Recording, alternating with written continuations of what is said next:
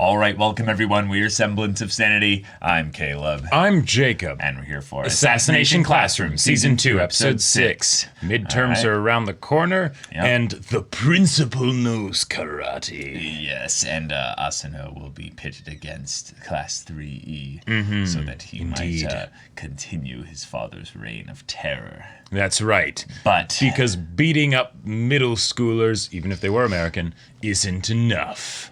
Yeah.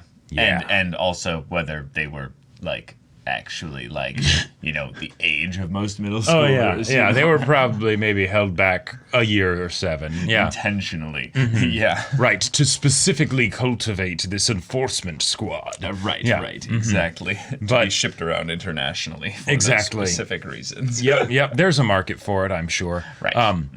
But, here we are, and so far, Class 3E has been kind of on a roll. Yeah, and it's been really cool to see with them being extra confident in their abilities and each other, to have now each individual student that wasn't necessarily getting focus in Season 1 get a little bit of focus now in Season 2. Like kind President going around the group there as well. Yeah, Takabayashi. Yep. And the rest of them and stuff like that. And so maybe we'll get dating some protag. I would love that. Or Fun Police. Fun Police. I mean, you always want Fun Police. I always want Fun Police. Yeah. Right. Yeah, the Fun Police dealing with the bitch. That's because she's been a bad girl. Oh my god. Y'all, without further ado, let's get into this. All right, everyone, now be sure to go check out the reaction portion of the video in the description below, then come back here for the discussion.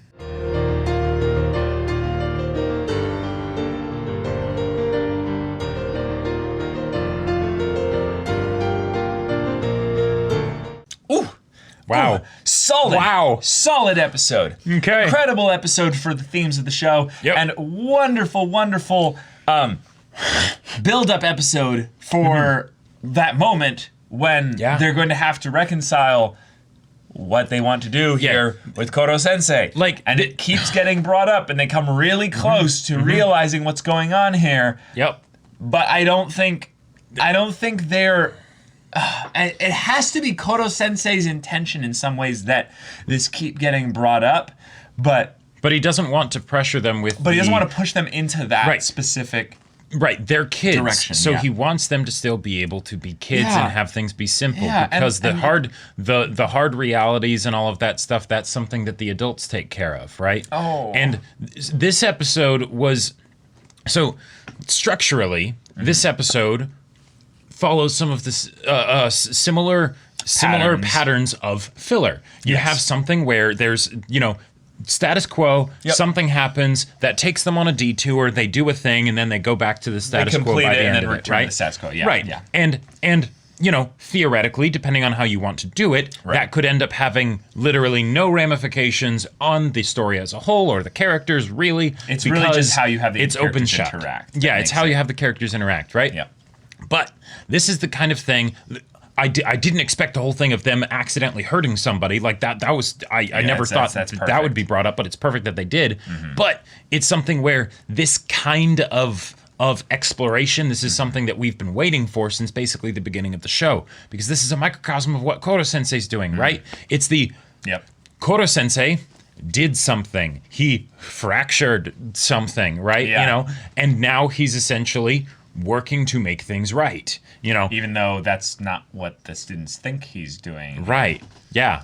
Even though that's possibly just actually not what he's doing here.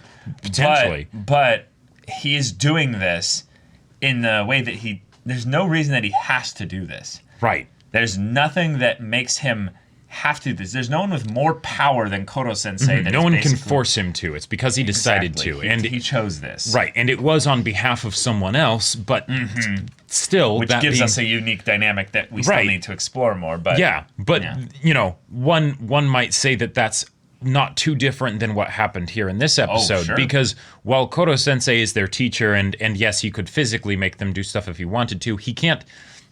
They're still their own persons, right? It's he can dole out the punishments, but they abide by them because they respect him as a teacher and they want to keep being his students, right? He he wouldn't physically force them to do it, right? So that's just kind of similar, you know. Oh, it's very similar, and you know. Yeah. Who knows? Maybe that'll help give them some insight into Korosensei, because they certainly did learn a very good lesson here. Yeah, of what they use their talents for. Right. It would be kind of interesting to think about whether or not the students kind of stop thinking about it at a certain point, because they might see this situation as something that is more along the lines of Koto Sensei kind of working with the powers that be in order to make this be kind of the dynamic that works. But it's one that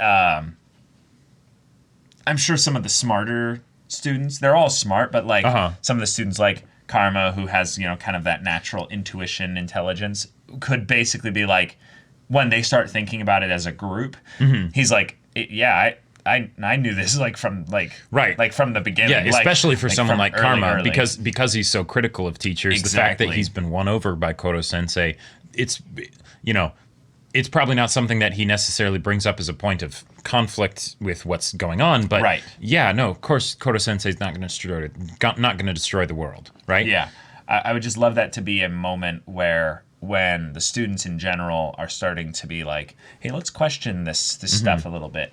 I think thematically they'd have to have Koto Sensei bring up a teaching moment just in general of the idea of critical thinking and questioning just everything, just being in Question. Boku wa. Yeah, but that kind of, not necessarily just skepticism, but I would say that kind of perceptiveness, about always trying to disassemble something from a different angle, abstract thinking and stuff like that, could lead some of the characters who are either not getting focus as much to be like, oh yeah, that's something I'm good at, or characters that we do know that are quite observant but in different ways, like Nagisa, could be like, oh, that's something that I hadn't really been focusing on. Like, I had noticed some of these things to where I've been like, yeah, I took notes on them, but I didn't try to interpret them as much as just stating the facts so that I was prepared if those scenarios came up in the future. And the more this kind of stuff happens, the more I wonder whether this is going to go for kind of like a,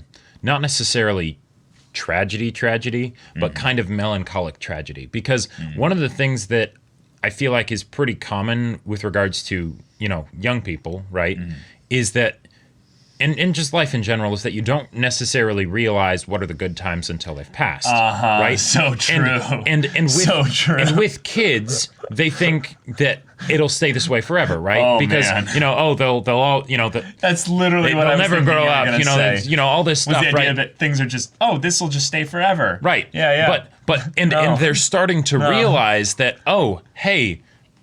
Our power just gives us ways in which we can change things accidentally. Sure, that too. Yeah. But also the idea that, we're 4 months into the school year. There's only 5 months left until the deadline. Restless, yeah. Right, starting to get restless. But and that's sort of like an acknowledgement that a reminder that, yes, that is something that happens. That is the way the world works. Time moves forward, and it doesn't stop for anybody. Yeah. But I would think that.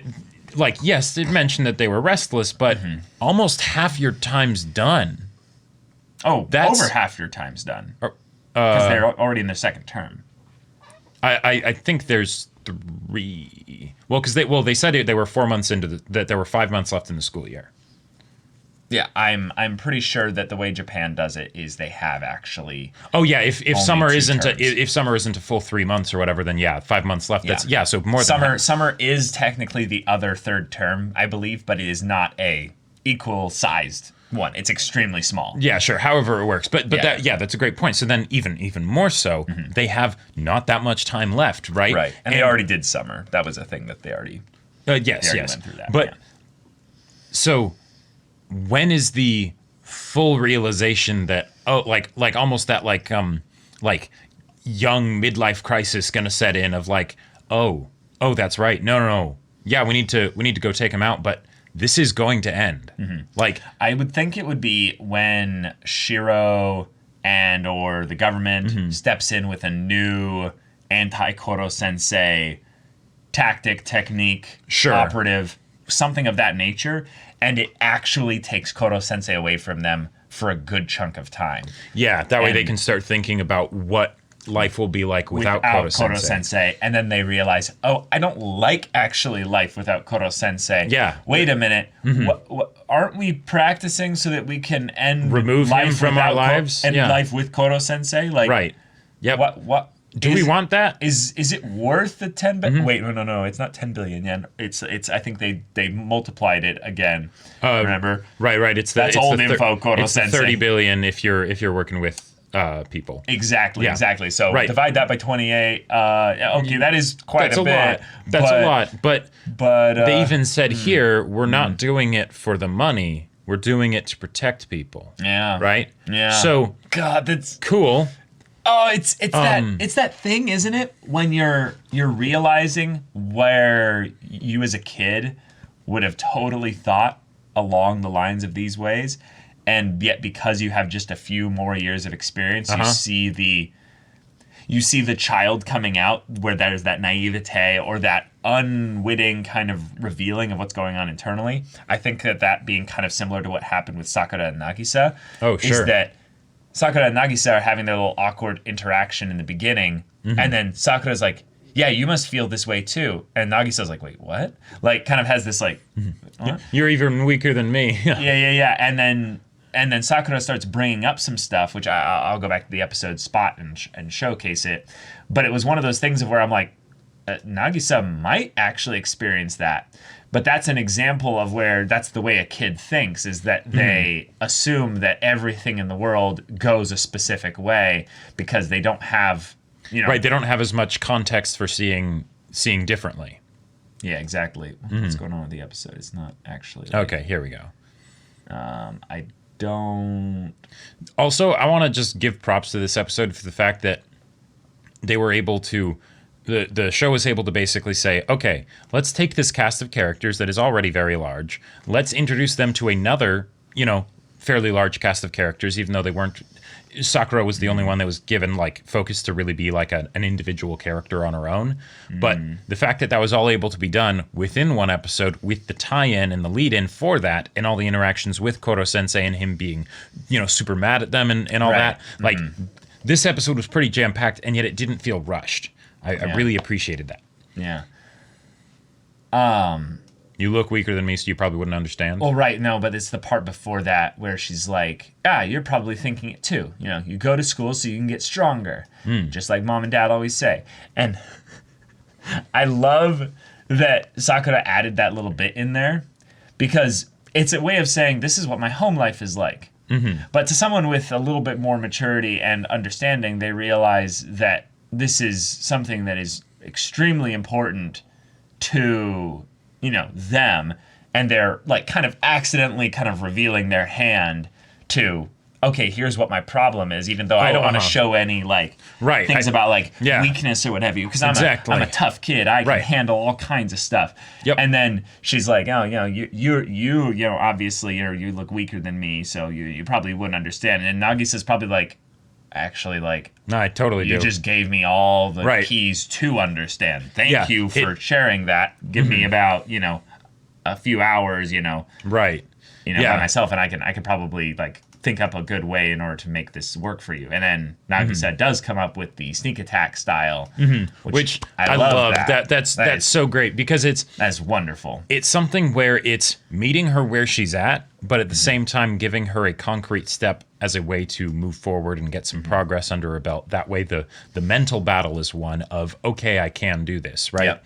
Because the academics are not the problem. Yes, they are a problem, but they're more a symptom of the problem, exactly. Right? Yep. So the fact that, okay, let's treat the symptom, to make sure that it doesn't, that is kept under control, but let's address the real problem, right? And then, since most of, and then if you can go in and just do that one test, right? You don't have to do all the tests. You don't have to, I'm not saying you have to just stop, doing what you're doing, stop running away from school. No. Just go in for the one test, right? You can, I'll bet you can manage that, right? And yeah, the bullies won't be able to do anything because you're just there for that. You do that, you run, boom, there you go. And hey, then you get some good grades on that because you worked really hard specifically on that. And even if that doesn't stop the bullying, say, you'll have more confidence, right? Yeah. So you'll be able to handle it a bit better, Right. Oh. So that was great. Yeah, and then Nagisa basically being the wise sensei here, giving the very helpful wise advice to Sakura. I love that it kind of like ended up being the thing where Sakura's like, oh, I'm kind of like actually crushing on you now. Yeah. Like you're kind of amazing. Like, oh my god. You kind of changed my whole life just now. Right. That really means a lot. A lot. You're gonna keep because it just moved my little heart, because it's like, I don't even think that's like the thing they're trying to really focus on this episode, but that's kind of what Koto Sensei is doing with all of them, and yet they all kind of know it. Yep. But it's this thing of where they thank him for it. Oh, it's just it's so good. It's really good stuff. Yeah. And then of course the lesson that Nagisa is teaching, the idea that the strength that they gained came from when they were on the ground, not when they got to climb the tree. It required a lot of time spent on the ground before they could even know really how to climb the tree. Which in a lot of ways is showing that Nagisa has learned the lesson that Koto Sensei thought they needed to learn at the beginning of the episode, because them doing the parkour, that's not a problem, right? The problem was that they got reckless with it and they weren't careful, and because of that someone got hurt, right? Yep. It was something where they forgot their own roots, basically. Yeah. Right? That there are people that just walk around on the ground. And that you don't want to step on them because of just, enjoying the benefits of all your hard work, right? Yep. So in this situation, now we come here, and the jumping, the jumping and getting thrown up into the tree. Right. Yes, that's awesome, right? But it only is able to happen because they're firmly rooted to the ground and where they came from and all of that stuff, right? So the fact that Nagisa is able to point that out, it's like, and what the ground represents and everything, it's like, yes, you have learned the lesson, right? Yeah. It was a moment of indiscretion, basically, from the class, not an actual fundamental, character issue, not understanding the point, right? So it's that immediate correction that they got from Koto Sensei and Karasuma and everybody, and there we go. Yep. Problem solved. I also really like that if you look at what Koto Sensei did to kind of reprimand them, you can see that this is an example of someone who has power kept in check. Yes. So that they don't end up abusing it for those that are weak in order to get the point across. Right. Koto Sensei actually striking them, and in frustration and anger, which is like on his face there, he can't hide it, and then telling Karasuma, this won't count as injuring the students, right? This isn't a break in contract. And he's like, no, that's fine. This is within parameters. And it's like, oh shit, like this was Koto Sensei in check with himself, so that in his frustration he didn't actually do anything reckless either. I feel like it's one of those things of he's 98% in check, right? Oh yeah. Because if he was 100% in check, maybe he wouldn't have slapped them, or he wouldn't have had that face, right? Sure. Exactly. But that goes to show the human side of Koto Sensei, right? And that they can't take Koto Sensei for granted because he is still a person, right? Oh. He has weaknesses and vulnerabilities and such. They've been researching them. So when they do something like this, yes, he is their teacher. He loves them and all that stuff. And was this necessarily the right way to do things? Who knows? It was effective. It communicated. Both parties were able to communicate with one another. Koto Sensei was able to explain to them what an incredible problem this could be. Right? Because from their standpoint, okay, it's just a guy just fractured his hip, right? Okay, that's bad, and we should be more careful next time, right? But oh well, he was just he was riding in an alley. Who could have known about something like that, right? Whereas with Koto Sensei, because the consequences for their actions here are a lot smaller. It's still serious, but a lot smaller.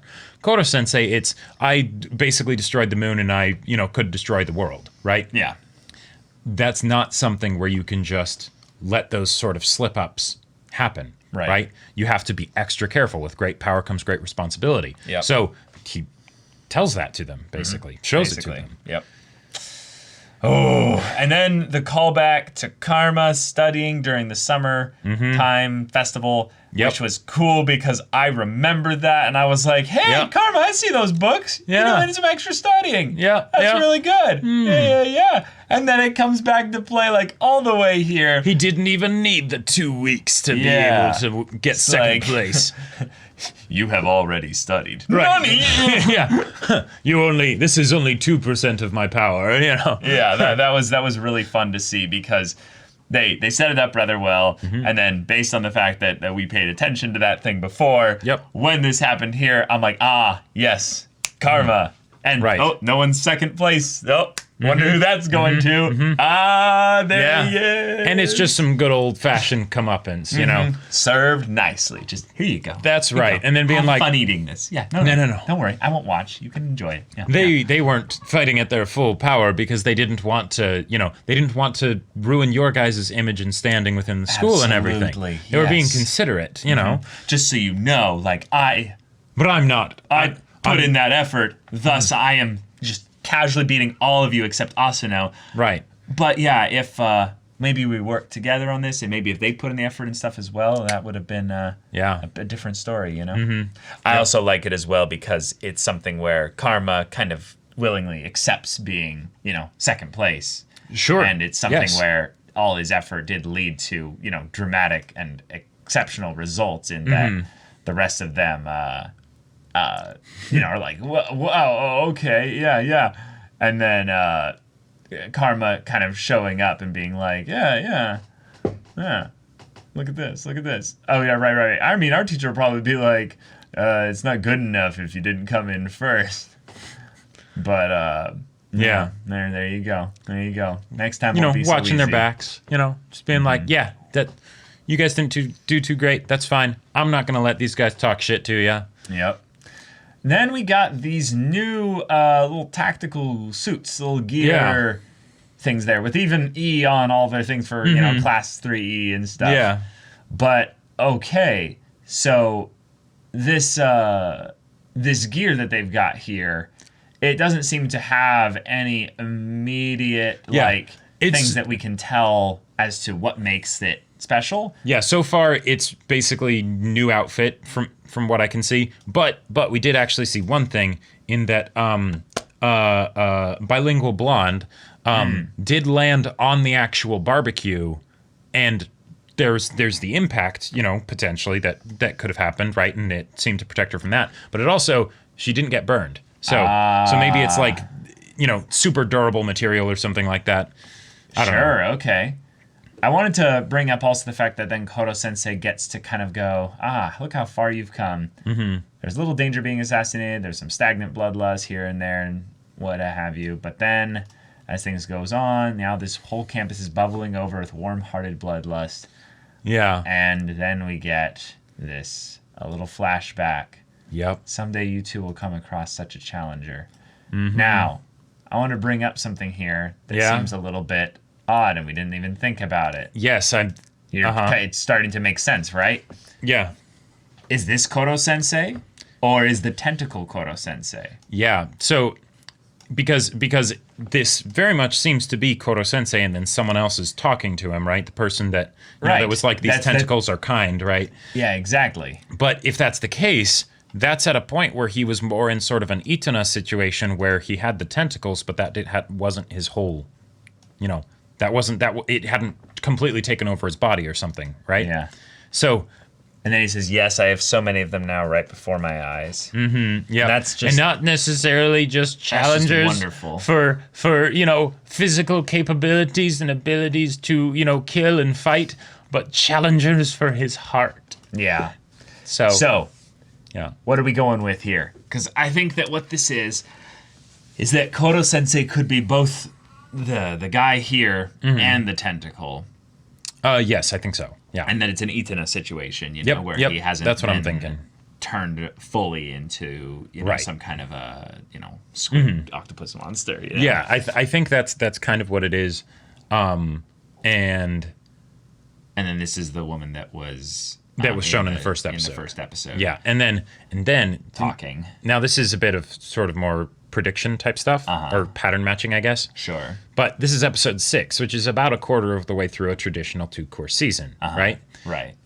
All the stuff that's happened until now has been fantastic, but it also doesn't address the general main conflict of Koto Sensei and what's the situation there. And then this episode is the transition towards addressing the conflict more. Right. Possibly. So I just feel like that's something that you can't start to go into too early. Because then you basically could end up just not having episodic little adventures anymore. Yep, because it wouldn't make sense in the and I think we're still going to get them and everything, but I think this is maybe it's like how it's possibly chunked out of like this is the first quarter and then we get the second quarter, third quarter, fourth quarter, right? And then it's and maybe that'll be sort of like the pacing of how much they deal with it because like you're saying, once we get to the Koto Sensei stuff, I don't see how it would end up being able to have too much time spent on it because the realization of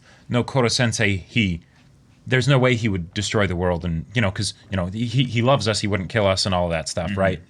That's something that seems like it'd be a very quick realization to come to once they start thinking about it. So how much will they actually how many episodes will they dedicate to that kind of narrative before it ends up getting resolved? I don't know. Yeah, exactly. But good stuff. Wonderful episode. Fantastic way to get this very unique focus on the students being like Koto Sensei to other people and using their power to aid, edify, protect, take care of them and help them grow to become who they are always meant to be or whatever. Yep. Good assassins. Yeah, good assassins. Yeah. Yep. So y'all, thank you so much for watching this episode's reaction and discussion. If you want to see the next episode's reaction and discussion right now, though, go check out the link in the description below. For our Patreon, you can get on early access there. You can watch full-length timer reactions there, and all this comes with Discord access, so you can chat with us in the community there about this show, about anime in general, and also be sure to check out our Twitch channel. Yes, we stream Monday through Friday. The details for it is basically all in the description. But for the gaming stuff, Caleb, you're playing... I'm playing Cyberpunk 2077. Yes, and then I'm playing Persona 4 Golden. Yes, if any of that interests you, we'll see you there. But until then, we're Semblance of Sanity. I'm Caleb. I'm Jacob. And we'll see you all next time.